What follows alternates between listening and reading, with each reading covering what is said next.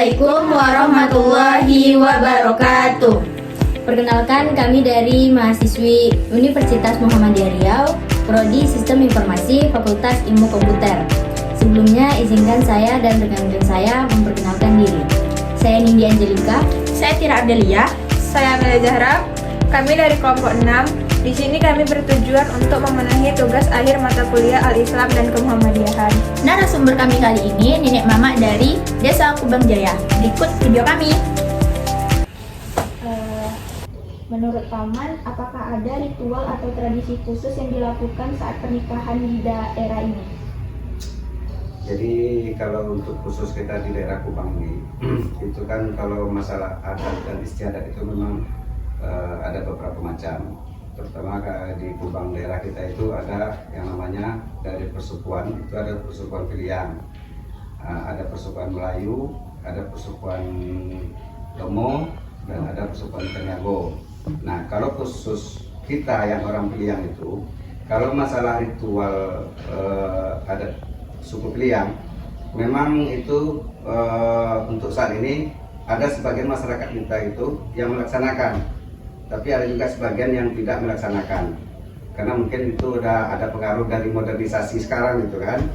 Jadi bagi yang kental dengan adatnya tetap melakukan itu, semacam prosesi adat umpamanya. Sebelum pernikahan itu ada namanya mengampung gitu kan. Mengampung itu kita mengumpulkan yang namanya dusanak seluruh pilihan itu. Itu kita mengampung dulu tuh di rumah keluarga kita yang akan melaksanakan hajat tadi. Nah, itu namanya mengampung. Nah, setelah mengampung nanti ada lagi yang namanya hantaran antara calon mempelai laki-laki pada pihak perempuan. Di situ juga nanti dibahas segala sesuatunya, begitu acaranya, termasuk nanti belanja dapurnya, kemudian juga nanti termasuk belanja untuk perlengkapan untuk si perempuannya gitu. Itu masih kita laksanakan sampai saat ini, tapi memang tidak semuanya. Ada sebagian, Beberapa berarti ya? ada sebagian beberapa masyarakat yang masih menerapkan ritual-ritual seperti itu. Terus, ada nggak larangan atau pantangan tertentu yang harus diikuti dalam adat istiadat di daerah ini? Oh, ada. Kalau untuk yang namanya adat, meskipun kita itu semboyan adat itu, adat bersendikan syarat bersendikan kitabullah. Itu artinya adat itu dia tetap berpedoman pada ajaran agama kita Islam. Apa? Yaitu Alkitab, Al-Quran. Jadi memang ada beberapa hal yang menjadi larangan. Contoh nih, kita ambil dari segi pernikahan. Kalau di adat itu yang namanya pernikahan sesuku itu memang dilarang, memang tidak dibolehkan. Nah, kalau kita kembalikan kepada ajaran agama kita Islam, tidak dilarang, tetapi karena kita memakai adat, hal ini tidak kita laksanakan. Nah, itu salah satu contohnya. Kemudian juga ada beberapa hal-hal yang lain. Memang kata orang itu bertentangan, tapi tujuannya itu baik, dan itu bukan untuk semata-mata untuk kita bertolak belakang dengan agama, tapi ada tujuan-tujuan tertentu yang melarang sehingga tidak diperbolehkan. Ya. Kemudian ini seperti apa langkah-langkah dalam proses adat adat itu? Punya pilihan umpamanya kan, yang laki-laki juga suku pilihan, ya kan? Ini kalau di adat kita tidak boleh menikahkan orang ini, ya kan? Harus, nggak bisa tidak. Berarti mungkin udah bisa lah ya, dalam apa kita kan udah paham kita tuh. Yang si A dengan si B, yang perempuan dengan yang laki-laki ini walaupun dia satu suku, tetapi karena berbenturan dengan adat kan tidak boleh nih. Tetapi kita kembalikan kepada agama kita, orang ini harus dinikahkan. Jadi adat tetap mencarikan solusinya supaya orang ini tetap bisa menikah. Caranya yang laki-laki itu harus pindah suku dia. Kalau dia umpamanya sukunya pilihan, dia harus mencari nenek mama suku lain selain dari suku pilihan. Otomatis kalau dia sudah mendapatkan suku nenek mama suku lain, otomatis dia tidak memakai suku pilihan lagi. Berarti dia nenek mama atau suku yang lainnya. Barulah kita melakukan atau memberikan izin untuk mereka menikah. Berarti harus pindah dulu. Harus pindah dulu sukunya. Kalau dia masih sesuku juga, dia istilahnya ngotot mau menikah, kami selaku pemangku adat di Desa Kubang Jaya itu akan menjatuhkan sanksi. Sanksinya mungkin harus bayar denda, bisa jadi yang paling terburuk diusir Dari kampung itu. dari kampung kita ini. Terus sejak kapan adat tersebut dilaksanakan? Terus mengapa adat tersebut harus dilakukan? Oke.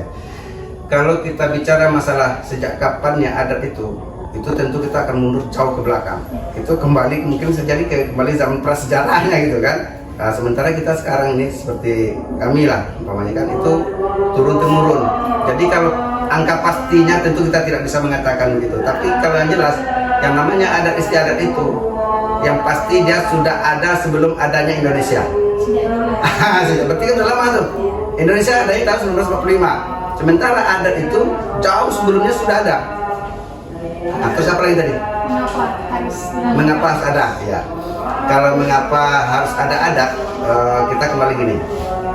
Kalau memang istilahnya adat itu muncul sebelum masuknya agama kita, nah orang-orang yang ada di masyarakat itu tentu dia punya peraturan tersendiri. Seperti negara dia punya peraturan tersendiri, ya kan? Nah, daerah juga punya peraturan sendiri. Nah, begitu juga dengan daerah, dia harus punya peraturan tersendiri. Kembali kita kepada zaman dahulu, sistem kerajaan. Sistem kerajaan itu dia punya peraturan sendiri. Nah, sama dengan adat. Adat ini juga dia punya peraturan sendiri. Jadi itulah dibuatnya adat tadi untuk sebagai pedoman kita di dalam menjalankan baik secara bermasyarakat maupun secara kita kepada ketuhanan kita. Itulah tujuannya dibuat adat tadi. Kubang nih Pak, menjaga adat istiadat di tengah perkembangan zaman. Baik, khusus untuk di Kubang memang secara umum memang adat itu sudah mulai banyak yang tergerus karena pengaruh perkembangan zaman tadi.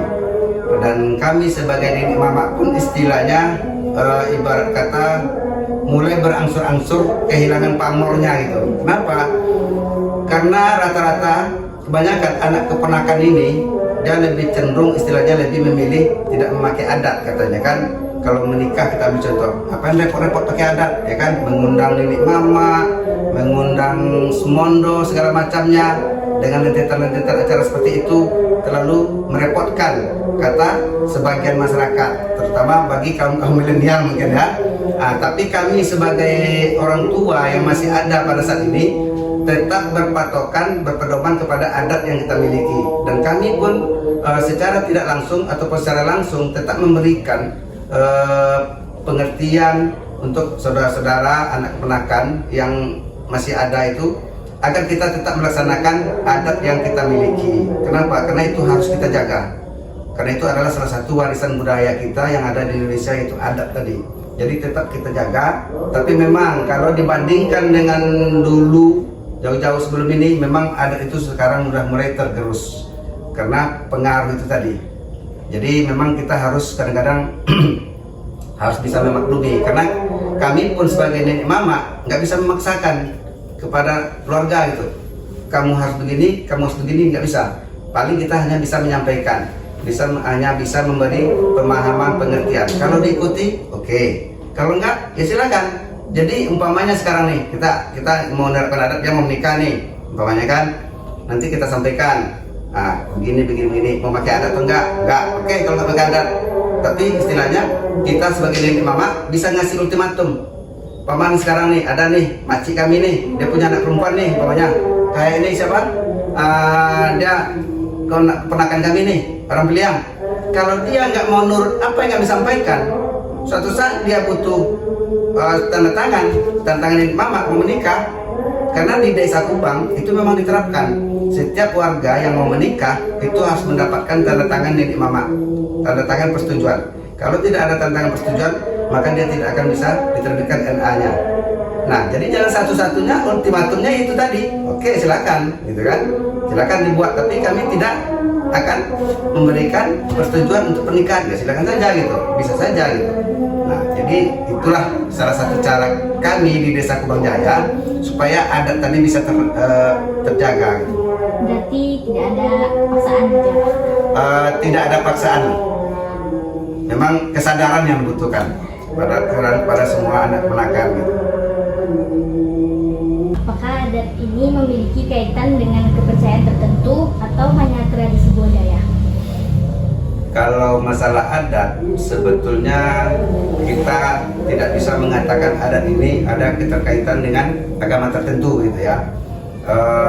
Kalau khusus untuk kita orang yang di Sumatera, baik itu yang ada di Sumatera Barat, baik yang ada di Riau, secara otomatis adat yang mereka pegang, adat yang mereka laksanakan itu memang dia berkolaborasi dengan agama yang dia anut. Contoh, belum ada yang namanya adat Minang itu dia latar belakangnya atau basicnya itu agama Kristen atau Nasrani. Tidak ada, pasti agamanya Islam. Termasuk kita orang Melayu. Orang Melayu, adat yang dipakai adat Melayu, agamanya juga orang Islam. Adat Batak, ya kan? Adat Batak seperti pemain di daerah Medan, ya kan? Adat yang ada Minahasa atau apa semacamnya. Agamanya apa? Pasti Kristen. Jadi seperti itu. Tapi kecuali dia di Mandailing mungkin kebanyakan Islam. Betul. Termasuk salah satu Mandailing itu di bawah naungan suku Piliang. Suku Piliang ini 3 suku yang diayomi. Satu Piliang itu sendiri, yang kedua Pitopang, yang ketiga Mandailing. Semuanya pada umumnya beragama Islam, terkecuali dia pindah agama. Itulah lagi kita akan membahasnya secara umum, secara universalnya itu tetap beragama Islam. Seperti itu ya. Jadi adat dan agama tadi makanya sesuai dengan semboyannya. Adat bersendikan syarat bersendikan kita berdoa. Secara otomatis adat pasti sejalan dengan agama yang dia anut. Dari penjelasan video tadi, kami dapat menyimpulkan